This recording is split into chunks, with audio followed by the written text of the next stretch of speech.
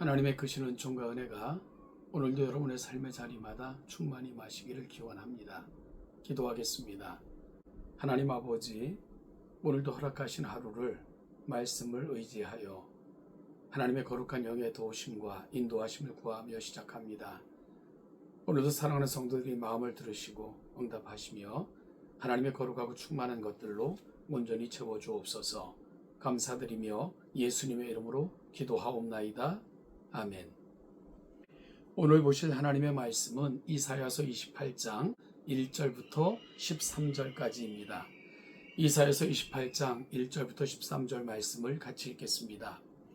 에브라임의 술 취한 자들의 교만한 면류관은 화 있을진저 술에 빠진 자의 성 곧 영화로운 관같이 기름진 골짜기 꼭대기에 세운 성이여 쇠잔에 가는 꽃 같으니 화 있을진저 보라 주께 있는 강하고 힘있는 자가 쏟아지는 우박같이 파괴하는 광풍같이 큰 물이 넘침같이 손으로 그 면류관을 땅에 던지리니 에브라임의 술 취한 자들의 교만한 면류관이 발에 밟힐 것이라.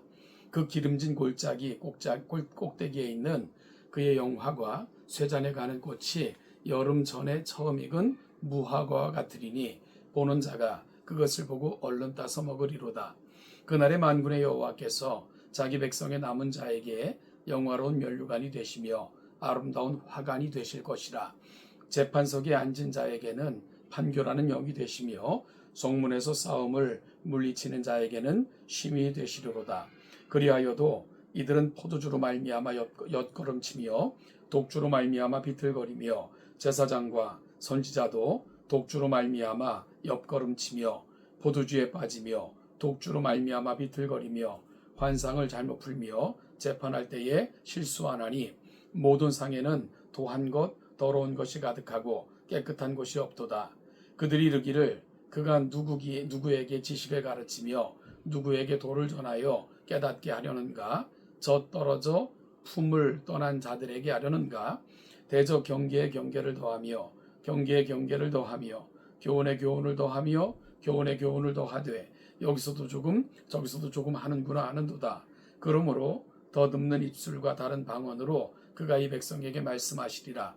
전에 그들에게 이르시기를 이것이 너희 안식이여 이것이 너희 상쾌함이니 너희는 곤비한 자에게 안식을 주라 하셨으나 그들이 듣지 아니하였으므로 여호와께서 그들에게 말씀하시되 경계에 경계를 더하며 경계에 경계를 더하며 교훈에 교훈을 더하며 교훈에 교훈을 더하고 여기서도 조금 저기서 조금 하사 그들이 가다가 뒤로 넘어져 부러지며 걸리며 붙잡히게 하시리라. 아멘. 오늘 본문 1절에 나오는 에브라임은 북이스라엘을 말합니다. 솔로몬 사후 이스라엘은 북이스라엘과 남유다로 분단됩니다. 남유다는 유다 지파를 중심으로 해서 남다윗 왕조가 지속되지만 북이스라엘은 에브라임 지파를 중심으로 해서 10개의 지파가 모여 나라를 형성했는데 수시로 반역이 일어나서 왕조가 수없이 바뀝니다. 그런데 북이스라엘의 주도적 지파가 에브라임 지파였기에 북이스라엘을 칭할 때는 에브라임이라고 칭하기도 했습니다. 여기서 에브라임의 교만한 면류관이라 표현된 성읍은 북이스라엘의 수도였던 사마리아 성을 뜻합니다. 사마리아 성은 아합 왕의 부친인 아모리 왕이 세웠는데 그곳이 북이스라엘의 수도가 되고 사람과 물질이 몰리면서 방탕과 쾌락과 교만에 빠졌습니다. 결국 그 교만 때문에 아수르에 의해서 패망합니다. 2절부터 3절은 그 비참함을 이렇게 묘사했습니다. 보라 주께 있는 강하고 힘있는 자가 쏟아지는 우박같이 파괴하는 광풍같이 큰 물이 넘침같이 손으로 그 면류관을 땅에 던지리니 에브라임의 술 취한 자들의 교만한 면류관이 발에 밟힐 것이라. 우박, 광풍, 큰 물, 마치 쓰나미와 같은 것을 연상하게 하는데요. 이와 같은 것들은 미처 손쓸 틈이 없이 저항할 수도 없이 밀어닥치는 그런 모습을 연상시킵니다. 그들이 마치 술 취한 자들 같은 에브라임의 면류관을 밟겠다 말씀합니다. 그처럼 하나님을 떠난 영화는 모래성이고요. 오히려 나중에는 멸망을 재촉하는 통로가 됩니다. 단테의 신곡을 보면 무겁고 고달픈 마음을 가진 주인공이 천사를 만날 때 이 천사가 날개로 이마에 붙은 교만의 표시를 씻어주자 온몸이 가벼워지는 그런 장면이 나옵니다. 단테는 교만을 벗는 것, 그것이 바로 안식을 입음의 최대 비결로 그렇게 보았습니다. 사람을 우울하게 만들고 고달프게 만들고 불편하게 만들고 공허하게 만드는 제일 요소는 교만입니다. 교만은 영혼도 망치고 인간 관계와 하나님 관계도 망치는 앞잡이입니다.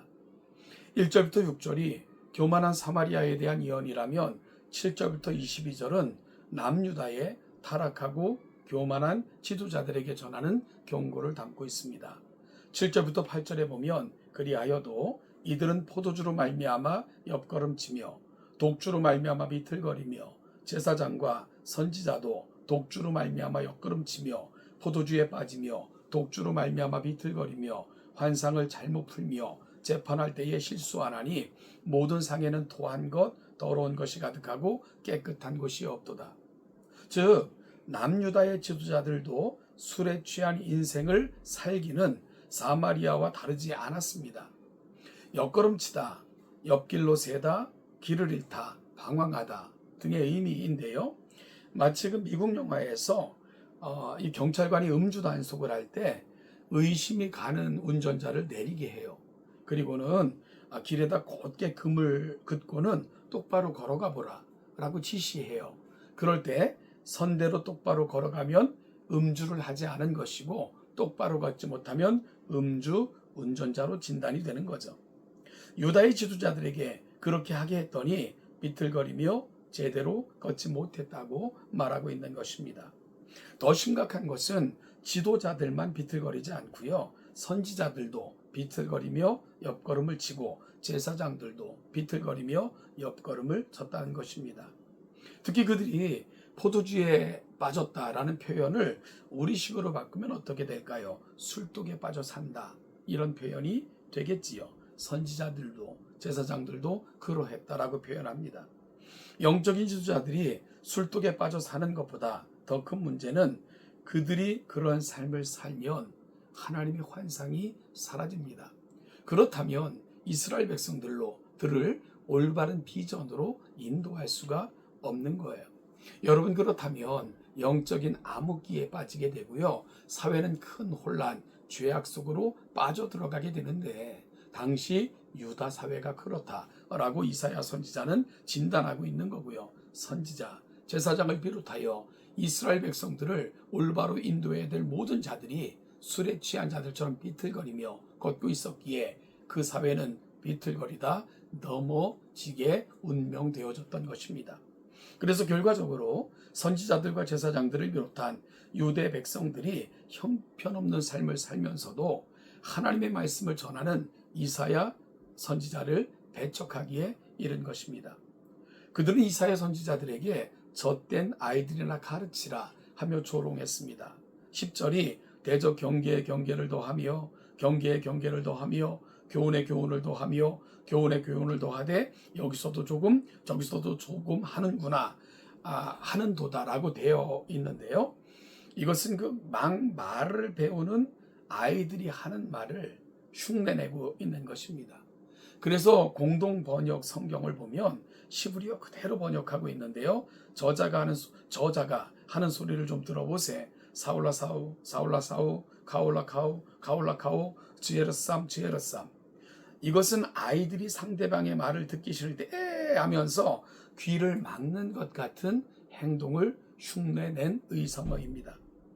여러분, 그렇지만 하나님께서는 13절에서 사람들이 했던 말을 그대로 말씀하시면서 하나님의 말씀을 듣지 않는 사람들은 결국 덫에 걸리고 포로가 될 것이라고 경고하고 계십니다.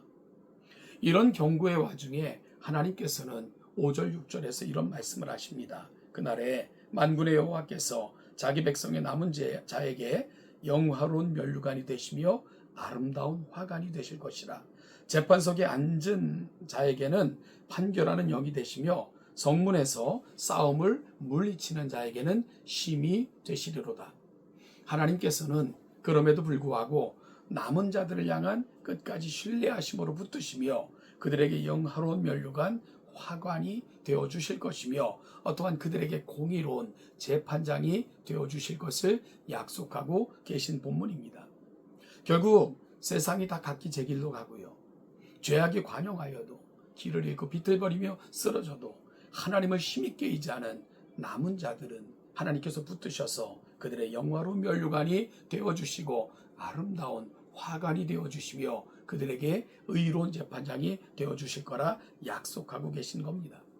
그렇다면 여러분 이 북이스라엘 남유다의 이 비참한 상황을 전하면서도 이와 같은 구절을 삽입시키는 이사야 선지자의 의도가 뭘까요? 우리에게 도전하는 것 아니겠습니까? 너희들은 어느 길로 가려느냐? 세상에 취하여 비틀거리다 쓰러져 멸망의 길로 가려느냐? 그런 세상 속에서도 꼿꼿이 굳은 자로 남은 자로 살아 하나님의 영화로운 면류관 화관이 되겠느냐? 오늘 우리는 어느 길을 선택해야 되겠습니까? 오늘 말씀을 통해서 내가 가야 될 길, 내가 있어야 될 자리가 어디인가를 굳게 결심하시고 그 자리를 심써 행하시는 저와 여러분, 우리 동천의 모든 성도들이 되셔서 하나님의 영화로운 면류관 화관들이 다 되시기를 주님의 이름으로 축복합니다.